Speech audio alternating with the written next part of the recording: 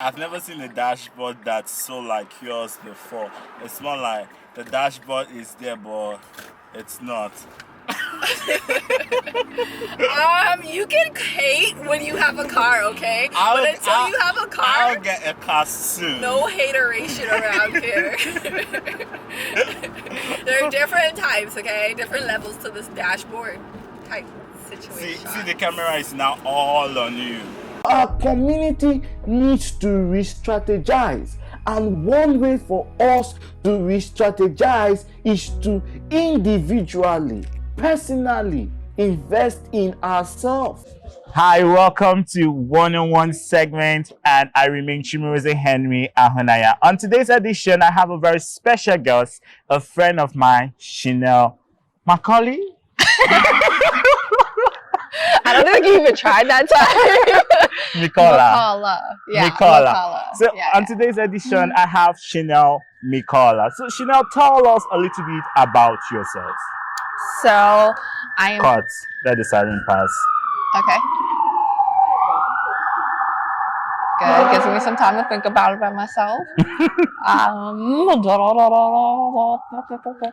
always a crazy question when you ask someone, tell me about yourself. Yeah, How are we supposed to know? kind of want you to tell me about yourself. Like, I don't know you. How many years have we known ourselves now?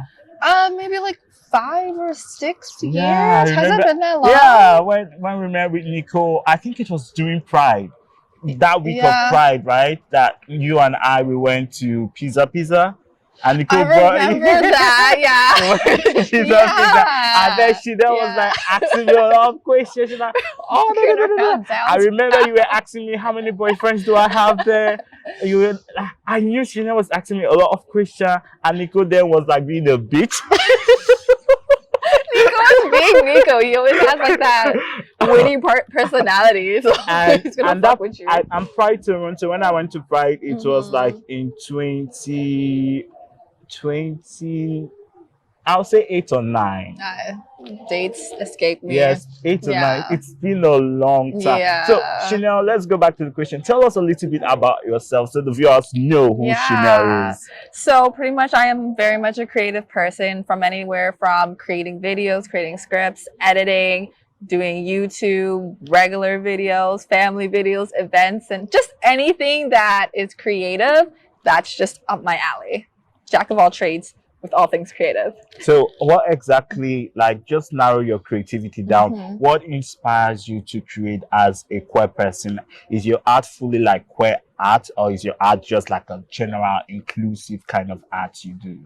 My art definitely is based upon how I'm feeling or what kind of like story I want to tell to other people. But most of the times it's what I think about in my head is funny or creative, and then I try to just like take what's in my head and put it in some kind of art form.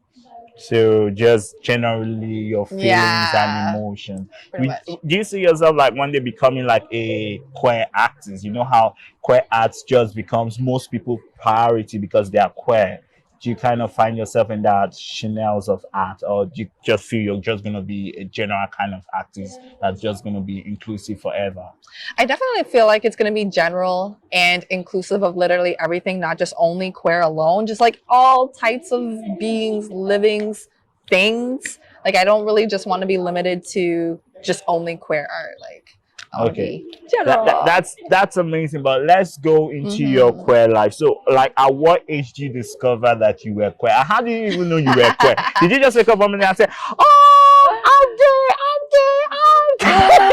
That's actually funny. Did someone just ask you, "Are you gay?" So, how did you kind of come out to know this is who I am? Yeah, honestly, I literally had absolutely no idea that I was, or even what gay meant to somebody. To me, like back in the days in high school, so it's gonna be so stereotypical, but gay meant you were like a Caucasian rocker with a whole bunch of piercings and tattoos and like spiky hair in high school. Like that's what gay meant to me, and I'm pretty sure it meant that to like a lot of But people. it I was didn't like even know. crazy. Yeah, it Those was like were just those you see in school. outgoing, you know, people who really showcase their personality and creative expressions Mhm. with whatever they're wearing and what they do with themselves. So how I found out, right? I used to play this online game like excessively, and then there was this person. This was like before catfish was a thing where I actually found out that I was catfished. Yeah. So I was talking to this guy for like a long time. Long story short, turns out that that person was a female, and I'm like, hey,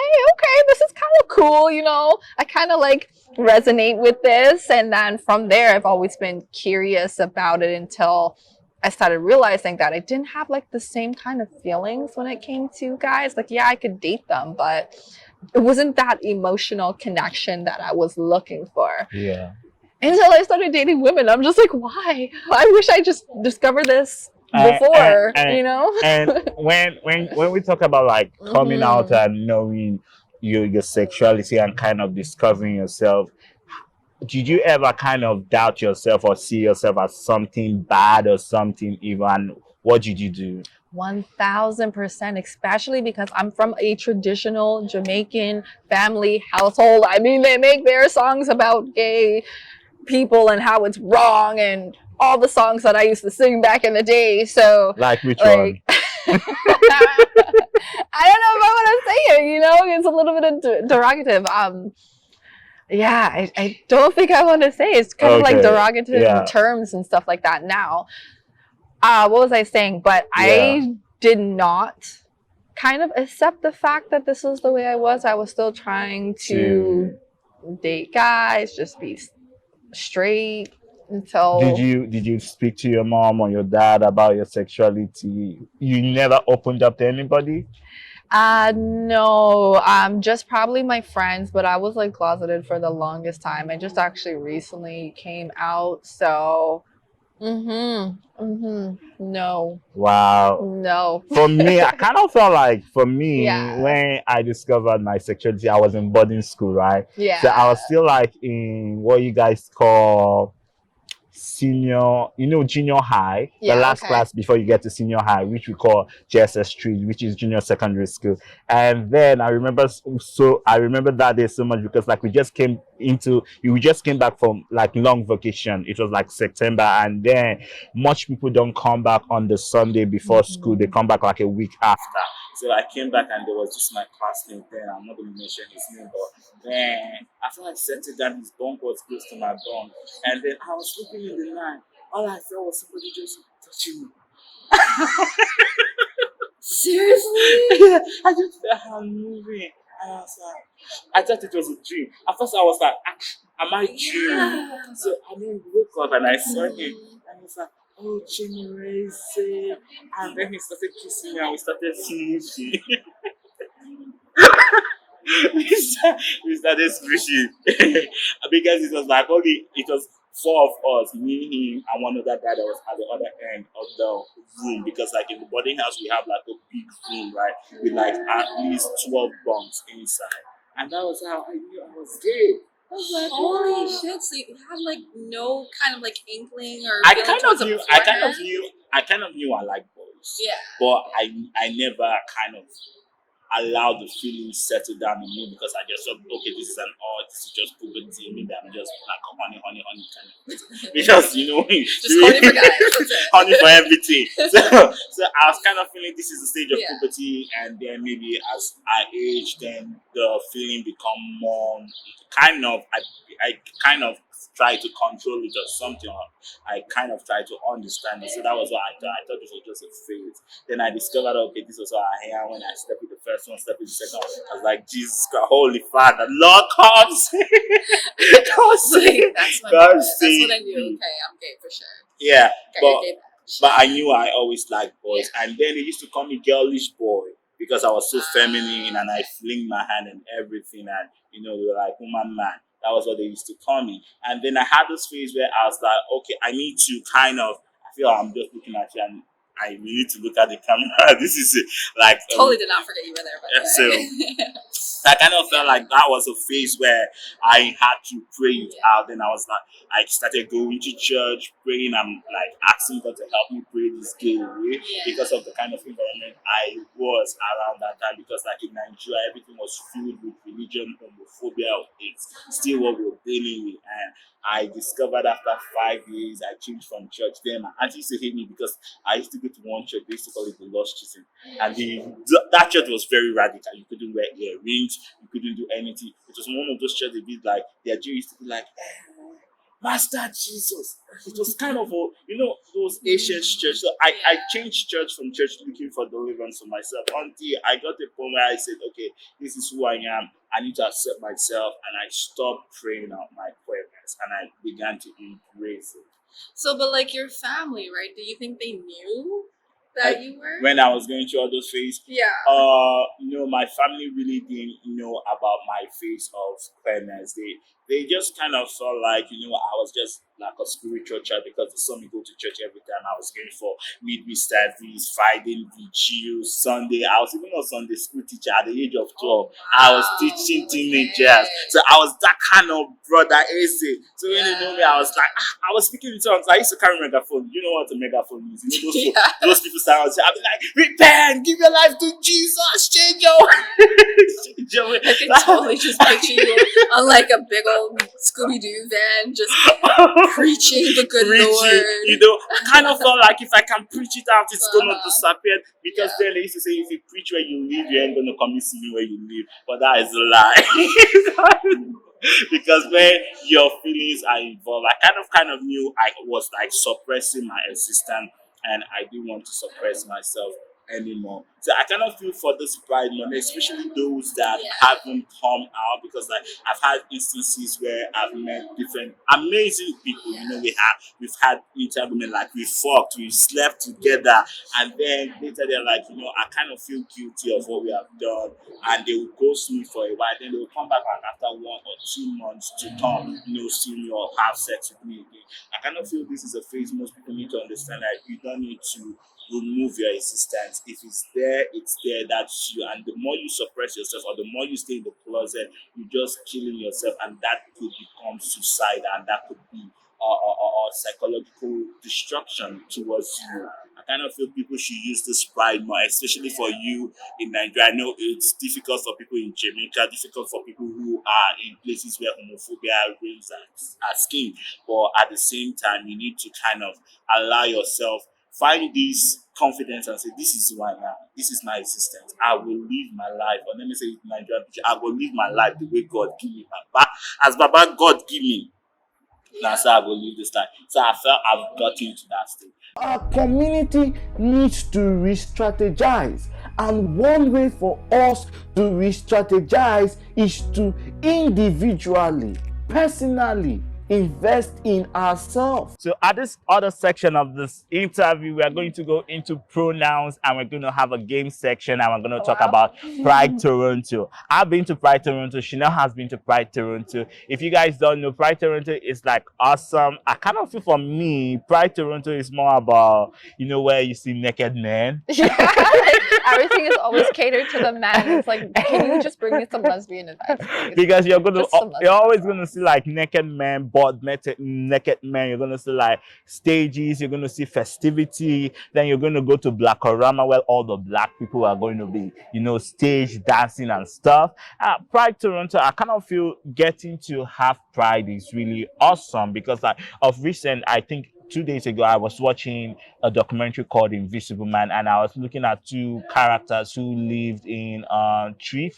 I think it's Trif, close to Pakistan, or in Pakistan, and how they kind of try to run away from their families, because like one of the character that his own story was very, very, very touching, is that he was having a time out with his boyfriend then at the bar, and they were like drunk and they started kissing, and his friend was there, and the friend started taking pictures and videos of them and sent the pictures and videos to his family, and then his father got to see these pictures of videos, and then when he came back, they were like, we need you urgently. He now came back to the house. They tied him up, and his father almost slaughtered him.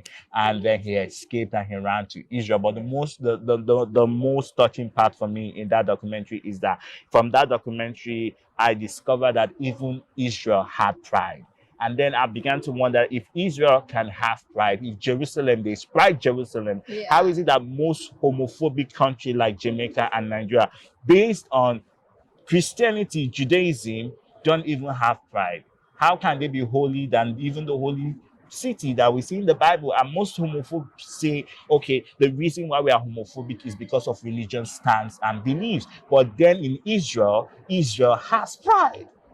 So that was the most touching thing. I was like, then this people's eyes needs to be opened that homophobia is not a religious-based sentiment. Homophobia is just hate from people's heart who are looking for how to justify their hatred. But anyways, right now we are going to dive into our games. So for this part of our video, we are going to be saying pronouns. So, oh, sorry, not pronouns. We are going to be using queer adjective and queer words. So for me, the first word for me is pronouns. Shinell, what are pronouns? You know, everybody say, this is my pronoun. My pronoun is he, him, they, them, she. And we all hear, and even at work, they ask you to read and watch and please address people by their pronoun. What is a pronoun? You know, when I was growing up in secondary school, they like, a pronoun, sorry, a noun is the name of a place or a thing. I've forgotten what the pronoun is. I think a pronoun is an adjective word, right? No. That's the English definition. I'm pretty sure it's like what you.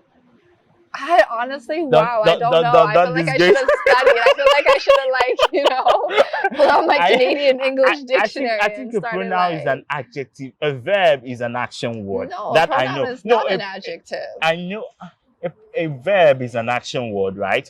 I know that's what a verb is. A noun is a word, is a name of a place. It's a subject. A noun is the name of a place, state, or thing. So a noun could be a person's name, a place, or a living thing. Like for example, trees. That's a noun. But a pronoun should be an adjective. No, a pronoun. It's kind of like the verb and the adverb, but noun and pronoun. So the pronoun, I guess, describes the noun.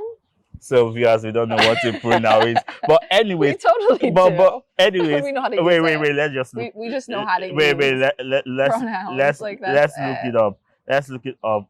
Yeah, I feel like I just should have brought my Canadian subject, or I should English. There we go. Oh my gosh, I can't even think. Wow, I need to go back to like grade 1 or 2 or 3 or 4 whenever they start teaching that stuff. Wild. Let's see. Come on. Wow, that internet is real slow. That data. Okay, as we wait on our Google to open up. In queer terms, what is a pronouns? But anyways, it says a pronoun is a word that is used instead of a noun or a noun phrase. Pronoun refers to either a noun that has already been mentioned, a noun that doesn't something. So I think That's a great definition. I think the both of us were wrong, but anyways, in queer terms, what are pronouns? That's wild. I feel like I'm not updated with my queer terms or meanings and stuff like that. I'm just going to guesstimate that it is a way that they can describe themselves, that they feel that is more accurate or more fitting to themselves than the normal he, she. Yeah, just he and she. I kind of feel, for me, I feel pronouns is just the nouns you want to be addressed as, or the gender, identity you want to identify as. For example, when you say he, you automatically says this person is a male who has a male genital, or is a cis man. You're getting is a cisgender man. So I kind of feel is a sexual identity to kind of identify yourself or your sexual preference. But the only thing that got me confused, because of recent, I started embracing pronouns, because like me and my ex, we used to have this conversation, and I was like, see, I don't vibe with pronouns, because like when it comes to you saying he, she, them, I understand, or him or them. But when it comes to people saying them, I'm like, how do you say, if I wanted to say 2 people were coming to my house and one was he and one was he and one was them, how do I then put it in a sentence? I kind of felt it didn't sit well in the English structure of sentence, because then I would say my friends, he and them are coming to my place, and I'm like, he and them is supposed to be them are coming, my friends are coming to my place, which is them, they are coming to my place. So I kind of felt like there was an English obstruction. I kind of felt like even the Englishman would be offended that we're switching up the English structure. But of now, I kind of realized that pronouns mean a lot to queer people, especially non-binary people, because that is how they want to be addressed. So over to you, Shinell. Ask your own question. Ask my own question? Yeah. Like pronouns, like queer words. What's your word? So mine is, I guess, she, her, regular words. That's your pronoun. Now I was saying, you know how I said we're going to ask like queer dictionary words? What's your own queer word? Like your queer word. What's your queer word for you? Mine was pronouns. What's yours? Oh, I get what you're saying. Wow. I have zero ideas of what my, okay, let me think for a second. Queer word. Wow. I feel like I should know these things, but I honestly don't. I really don't know any terminology. Really? Yeah. So okay, we're going to go with the other word. Let me just generate this one. What is cisgender? And it's funny because when I heard you saying that, I'm just like, I just recently found out what that word is. Like, that's just straight people or heterosexual people. Yes, Men? that's the gender you were assigned at birth. So when I say this is a cis man, it means this is a male man who has a male genital. And when I say this is a cis woman, it means this is the gender you were assigned at birth. Then we also have the next one we're going to go is trans. Most people confuse transgenders to cross dressers, especially in Nigeria. They feel like a cross dresser is a transgender. But tell us, Shinell, what's the difference between a transgender and a cross-dresser? This will be our last one because we're running out of time. Yeah. So trans is they actually feel like they were born in the wrong body, and cross-dressers they just like to dress both as both sexes. So. Nah. What are you talking about? Yes, nah, it is. Totally. Trans, you feel like you were born in the wrong body. No. So you're going to get a sex change to be in the body that you Yes. feel like you want to be in. Yes. So a transgender is someone who feels, yes, you're partially correct, who feels, okay, I'm a woman, but I am literally a cis man, but I want to become a trans woman as a cisgender man. But the most important thing we need to know, most people find it offensive, but the most important thing is that you've taken that step to begin your transition. So for example, you don't just wear makeup one day and then the next day you look like a male figure. You completely identify now as this woman. You must not completely have gone through surgery. But for example, if I was a trans woman, every day I have to look like a woman. I have to have the characteristics of a woman. So for example, the boobs and everything that portrays a woman, that is a trans woman. Why a cross-dresser is someone who feels, okay, I feel like I need to identify as this gender one day and the next day I can switch to become a man. So you could see me today, I could be a cis man. Tomorrow I can be a woman. That is a cross-dresser. So the person just necessarily just love to identify sometime as the other gender. So we Totally what I said. but very explicit. We need to come to this stand. So again, thank you viewers for joining us today. It has been an amazing section with Shinell. Make sure you know your queer words. If you think you need us to do more queer vocabularies, let me know and we'll be doing more queer words either with Shinell or with my next guest. Thank you for watching. Shinell, what do you have to say? Adios. What your last word for Pride, your last word for our viewers, your last word in general? What do you have to say? Love who you wanna love and be yourself. That's it. Love who you wanna love and be yourself. Thank you for watching. Make sure you subscribe. Make sure you share. Before you go, make sure you go to our GoFundMe. We have our GoFundMe running, especially for people in Nigeria and Ghana. As you know, right now Nigeria is in the boiling water. We have stories of people who have been traumatized, people who have been in prison. We also know the story of Kachi, who has been in prison for 14 years because he is queer. We also know the story of Dave, a Nigerian man who was murdered at his house. So we want to make sure we use the Sprite time to speak and, even Nathaniel, to speak for those who have been murdered, queer people who have been murdered, queer people who have been in prison. Your donations will go far. Your donations will help us also have a stand in the Pride of Toronto, saying these stories, wearing this t-shirt and fighting for justice, even getting a legal, team to also fight for them.